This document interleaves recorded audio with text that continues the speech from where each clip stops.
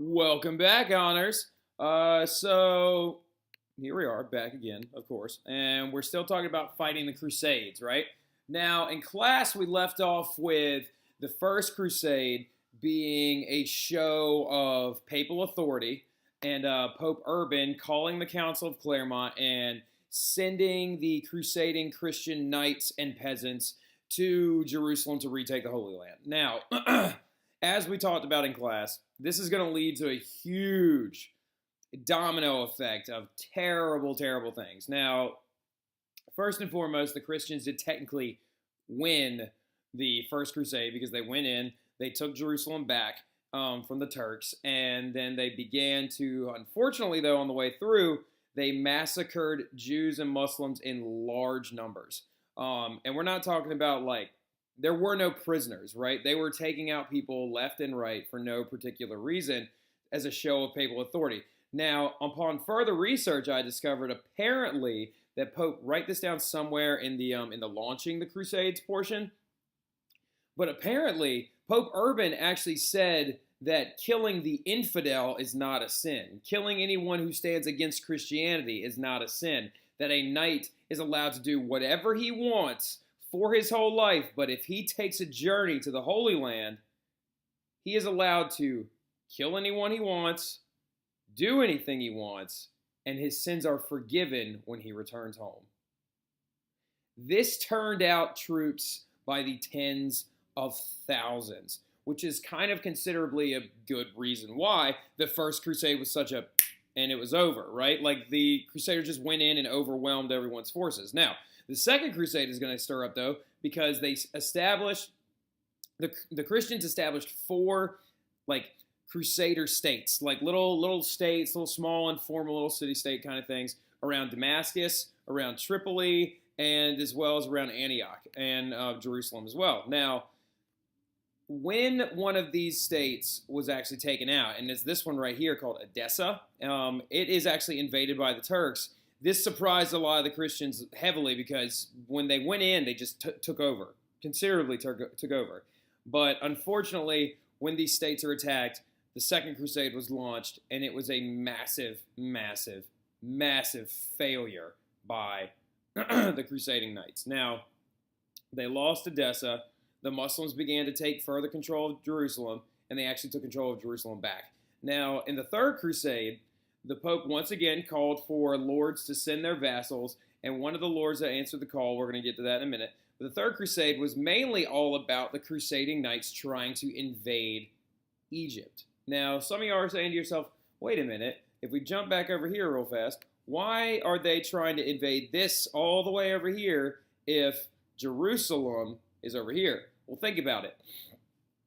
If Constantinople is a little, Constantinople's up here a little bit. So if they're invading from this direction, but then if they cross the Mediterranean, take Egypt, and then invade from this direction, they just forced the Muslims to fight a two-front war, right? So this is actually a very good strategy. But at the same time, you're now upsetting even further groups of Muslims. Because remember, the Umayyad dynasty actually covered all of North Africa. Now, a couple things about this.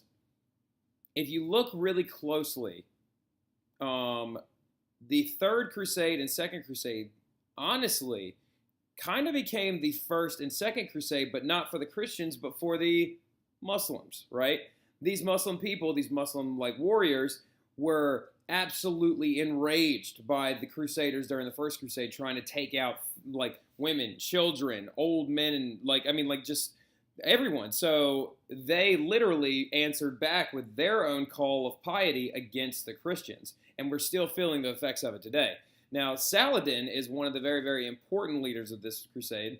He is the Sultan of Egypt, very prideful Muslim. Now, he actually wanted to work more towards peace, but unfortunately, when the Crusaders actually invaded his homeland in Egypt, things took a turn for the worse. He is a phenomenal general. He took Jerusalem and repelled Christian invasions numerous times, and he gained control of Jerusalem again. Now, crusading knights sent to defend Jerusalem and destroy Egypt, that right there is Saladin. And then this guy was also sent, and he was one of the more famous warriors. Now, I like to believe he looks like this in my mind, but he doesn't, unfortunately. But his name is, of course, King Richard the Lionheart. or aka Richard I, right? So many nobles answered the call to the crusade, but none were as strong as Richard I, aka Richard the Lionheart, right? Now, so Richard the Lionheart and Saladin respected each other and attempted peace, but Richard actually went back to England due to not capturing Jerusalem. So the Third Crusade, again, failure. The only crusade that the Christians ever really won was the first one. And unfortunately, actually, a really cool story about Richard is while he was on the way back to England, funny enough, he actually was captured and held ransom by one of his arch rivals in Germany. And who signed the Magna Carta? Who wants to yell that out? Who signed the Magna Carta? Come on now. Who signed the Magna? Good job, Josh Barnes, right? Like, so King John signed the Magna Carta. Well, King John would only sign the Magna Carta because Richard wasn't there. Well, Richard wasn't there especially because he was captured by this guy in Germany. I was like Lord something something. I don't remember what his name is. But he actually sent word to John and said, pay me this much money and then I'll release Richard and let him go back to your people. King John actually sent word back and said, how about this? I'll pay you more money to keep him. Big snafu, huge problem. But then it was actually a lord, a female lord from England who actually paid his entire ransom, raised the 60,000 pounds that they needed to get him out of confinement. So, the Third Crusade, again, massive failure. Now, Fourth and later crusades are going to get stirred up, as we talked about. Crusaders attacked Constantinople and led to disorganization and lack of strong leadership, which caused the Fourth Crusade to be a massive failure. 5 more crusades followed, so there were technically 9 total crusades, and Muslims remained in control of the Holy Land. Now, in the Fourth and later crusades, the Christians ended up destroying and completely weakening Constantinople. This is going to lead to the Turks being able to take it over in the late 1400s. And this mighty empire of the Byzantine that had survived the fall of Rome ended up falling due to the disorganization and the lack of control following the Crusades, right? It's really kind of a really funny way of looking at the fact that the Christian Dark Ages, the Byzantines were able to survive them. However, the Christian Crusades were the things that destroyed them, right? So let's keep going, though. Now, we talked about this in class, and this is all about the Romanticism aspect, right? The Children's Crusade, ha ha ha ha ha. little German and French kids in slavery. It's hilarious.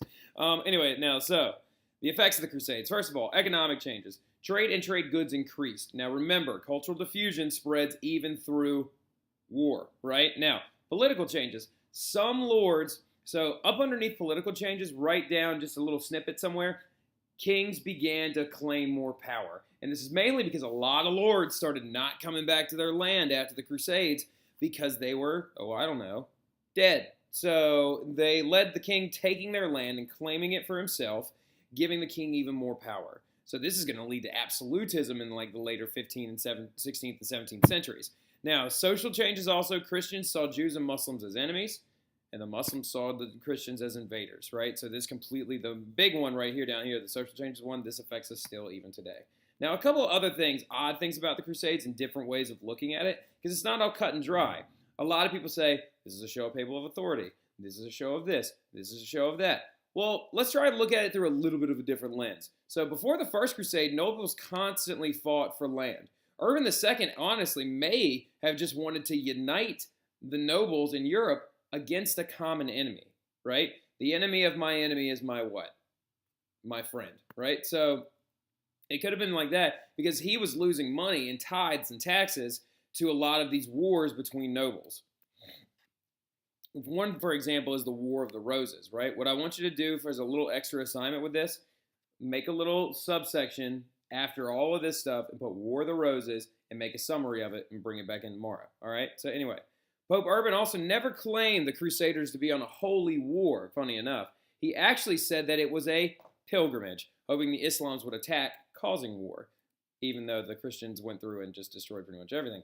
And most of the Crusaders were nobles who were leading bands of poor people. Very few of them were even knights, right? So very disorganized set of wars, very huge conflict and show of the power of the church, and this is going to lead to the Reformation later on.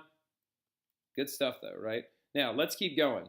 No, you do not need to copy down this family tree, but it's just a way of showing you that it also led to another gigantic flanging war, right? So, Philip III, good guy. Philip III, King of France, has a child, Philip IV. Philip IV, also King of France. Philip has another kid, though, bang, through marriage, Charles of Valios, right? And then, yeah, so it's actually Philip's brother's. No, Philip's has a sister, and that sister marries this guy, Charles of Valios. And then that guy has this guy named Philip VI. Now, this Philip, though, King of France, right here, this dude, King of France, has three sons, Louis, Philip, Charles. Now, Charles is the last surviving one, and he was the last king of France. Now, also, he has a sister, Isabella, but Isabella married Edward, and Edward is from England. So Isabella had to move to England with her husband, Edward, right? So, funny enough, this guy right here, Charles, is going to die with no male heir. So we're left with two options. We're left with Philip VI of France. Philip is from France, right? And Edward III, who is from England. But the problem is, Edward lives in England and is related by blood. Philip lives in France and is a cousin. So who gets dibs? Now, the 100 Years' War is going to birth itself out of this giant feud. And the major players are Philip VI of France and Edward III of England, right? So it actually lasted more than 100 years. It was actually like 110, 120 years. Now, Philip VI is going to take the throne after the death of his cousin Charles, and Edward felt that he should control France since he owned land there and was related to Charles by blood. So if we look at this really, really fast, if you look at a map of France, 100 Years' War, right? You'll see that a huge swath of land up here was actually still owned by the English. And a lot of this goes back to who when he took over in 1066 at the Battle of Hastings? I heard you over there. Good job, Linkowski. Emily Linkowski. Look at me. Emily Linkowski. Take that. This was all owned because William of Normandy from Normandy, France, took over England. And so England had to leave in like a large landholding in France as well. So the big problem with this whole thing is that you have a lot of French people that are under the control of English people, which they didn't really like very much. Now, Edward, though, thought that he should control France since he owned land there and was related to Charles by blood, and he wanted to consolidate one giant kingdom. Philip said, shut up, and then took away his land to France, and then they went to war, right? So, war broke out in 1337 and was fought on and off again for 1453. One major subset thing that actually showed up during this war, guns and cannons made their first debut in war in Europe. The Chinese have been using them for a little while in the 100 Years' War. Now, France would actually win after aligning with Scotland and several others. Now, hold on a minute. Underneath that right there, you see this big blank space, right? France was losing for the bulk of the war. English was handily winning and beating the daylights out of France. But one special certain person showed up, and Angela, I know I can hear you already, showed up, and her name is Joan of Arc, right? Joan of Arc actually turned the tides of this war, and at the age of 19, she died, but she was born to a peasant family. She began to hear the voices of gods and saints at the age of 13, took a vow of chastity at 13, and avoided arranged marriage by her father at the age of 16. Look at your girl. We're going to stop here for today. We're going to pick up with Joan tomorrow. I hope y'all have a fantastic weekend. Go Eagles, baby. Go Birds, right? So, I'll see y'all tomorrow, Camp Catholic.